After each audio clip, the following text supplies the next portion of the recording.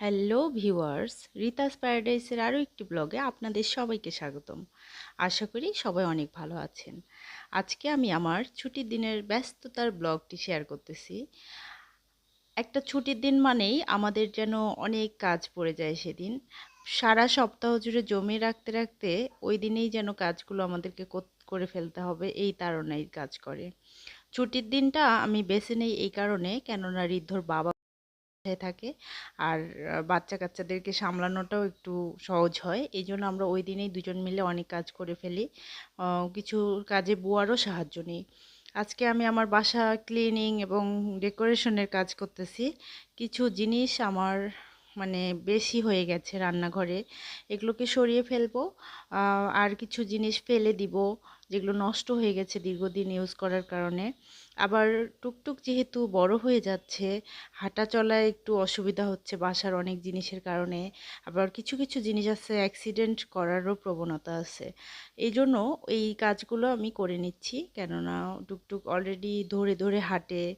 আর যে হাঁটার জায়গাটুকু, সেখানে কিছু কাচের জিনিস আছে যেগুলো সে ধরতে চায়, ধরে হাঁটতে চায়।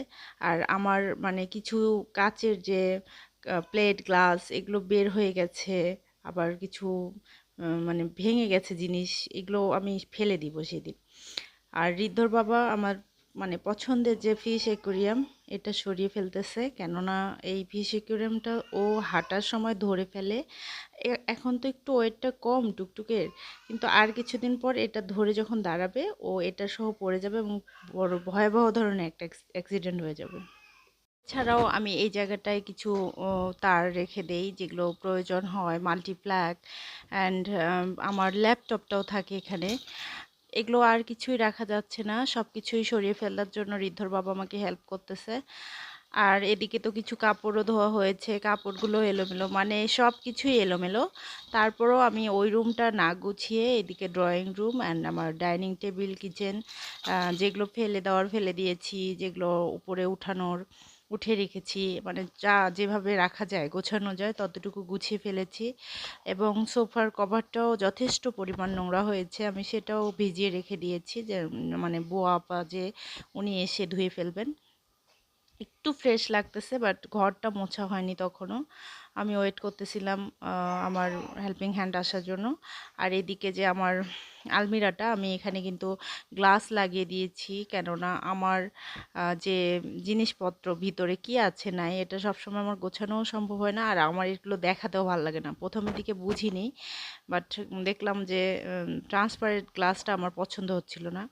এর মাঝে কিন্তু ঋদ্ধর বাবা বাজারেও চলে গিয়েছে, টুকটাক কিছু শাকসবজি নিয়ে এসেছে। আর আমাদের গ্রোসারি যে আইটেমগুলো প্রয়োজন, মানে বাচ্চা থাকলে তো বিস্কিট টিস্কিট এগুলো সচরাচর লাগেই, আমরাও খাই। বিস্কিট, একটু পাঁপড়, তারপর মশার উপদ্রব বেড়ে গেছে, একটু গুড নাইটটা নিয়েছে, চানাচুর, লবণ, সব কিছুই মোটামুটি যেগুলো লাগে, একটু সুজি, তারপর সাবান, একটু পাস্তা, সব কিছুই এনেছে। সাথে এনেছে মানে কয়েকটা সিমের বীজ, ১ কেজি, কয়েকটা না ১ কেজি পরিমাণ, এবং গাজরটা আমার ছেলে পছন্দ করে। তারপর এইদিকে রসুন, আদা, এগুলো সব শেষ হয়ে গেছে। পেঁয়াজ, তেল লাগতো, বাট টাকা দিয়ে কিনেও আমরা সয়াবিন তেল পাচ্ছি না, না কোনো সুপার শপ, না খোলা মার্কেটে। এবং এত জিনিসপত্রের দাম,